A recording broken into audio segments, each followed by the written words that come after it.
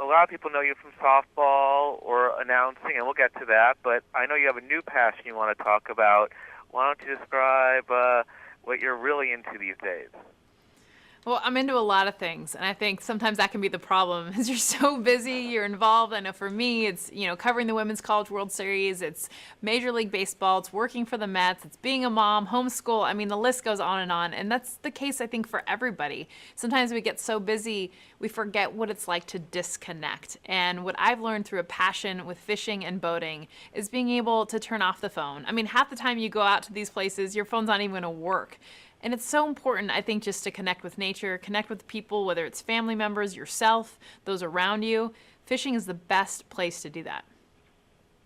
Well, with your announcing career, have you ever thought about maybe getting in the booth and calling some fishing for like Major League Fishing or some other organization? Major League Fishing, is that the official name? I would love to. That would be so much fun. I think just to be able to get out there. I mean, I'm still learning so much myself, and to be honest, I think it feels like such a male-dominated industry a lot of times with fishing. So I'm trying to encourage more women to just be educated, to go out and fish. Whether it's bringing your kids, going out by yourself, bringing the girls, having a fun trip, bring a cooler full of your beverages. I mean, have a ton of fun.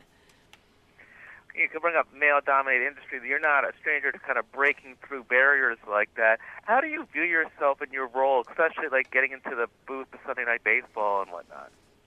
I feel like to me, it makes sense, and just if you know something, you should be able to do it. And I first learned about it when John Kruk and Kirk Schilling came over to softball, being baseball guys. And, whether you think about gender or you just think about, more importantly, if someone knows the game, they should be able to call it. And a lot of times, I was lucky. I was raised by a baseball dad, and he had 3 girls and a son, and there was never a gender. It was never, oh, here comes the girl, here comes the boy. It's like, here comes the athlete.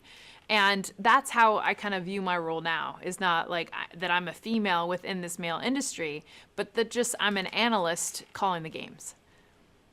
Now, you bring up like growing up, like playing sports and all that. I know it's kind of a growing trend or discussion about should young girls stick to softball or maybe do Little League Baseball. Do you have any advice for any parents who struggle with that with young daughters?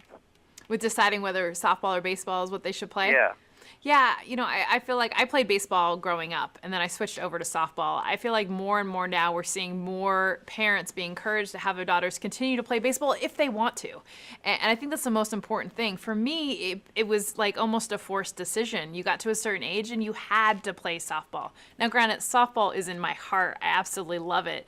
But there are girls out there that I feel like, no, I want to continue to throw overhand. I want to continue to play with the white ball.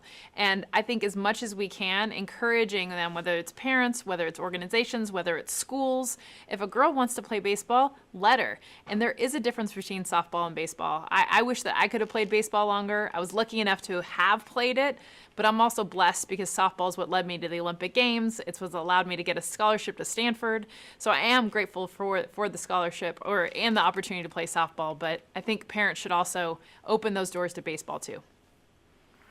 Bringing up the Olympics coming up, you have a big 2020 is going to be a big year for both sports, baseball and softball.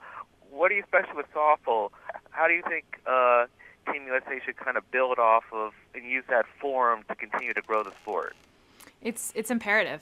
I mean, the Olympics have always been the pinnacle of softball. I mean, for baseball, they have Major League Baseball. There is this huge grand stage. And right now, I mean, even at the Women's College World Series, that is the pinnacle of the sport, is the college game. When it's in the Olympics, which it will be in Tokyo in 2020, it is so huge for the sport to be able to utilize that time for more girls to have those dreams, right? I mean, that's how I first saw it in 96, watching Dot Richardson hit the home run. It encouraged me to want to play the sport of softball. So yes, I completely agree with you, but Tokyo, first of all, we got to win gold. Okay, so I'm putting that out there. Gold or bust. We're beating Japan in Tokyo, but then to be able to use that after that to continue to grow the game. How do you use your experience growing up in sports and continue on at such a high level in shaping how your kids, I know you have 2 young boys, go about youth sports? It's a different time. I feel like the level of competition and the pressure starts at a young age now. I mean, you're just seeing like these young kids. I think about baseball, and you're asking kids to be able to light up the radar gun. They're getting ranked. I mean, there's all this pressure to just be this superstar athlete. Starting at 7, 8, 9 years old.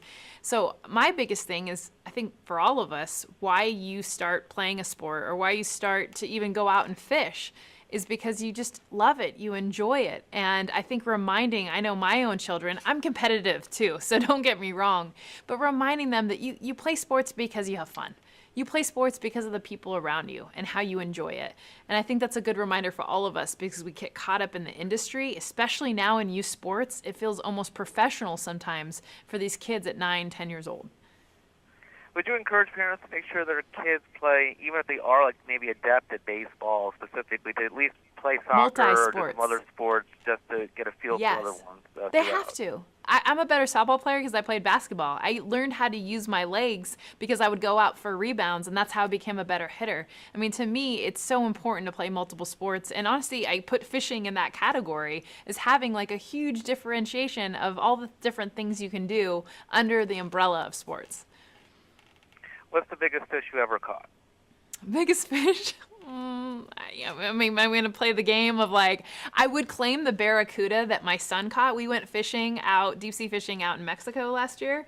And I'm not kidding. He caught a barracuda like this big. Okay, I know this is like such the fishing thing. And I like helped him reel it a little bit. Can I count that? Or is that like not, like, does that work? I think that's fair. Okay. I mean, he was definitely the one strapped in the chair. But, I had to kind of help reel it in for a little bit. Okay, great. Well, thanks so much, Jessica, for taking time, and good luck catching even more fish, and literally and figuratively. Thank you.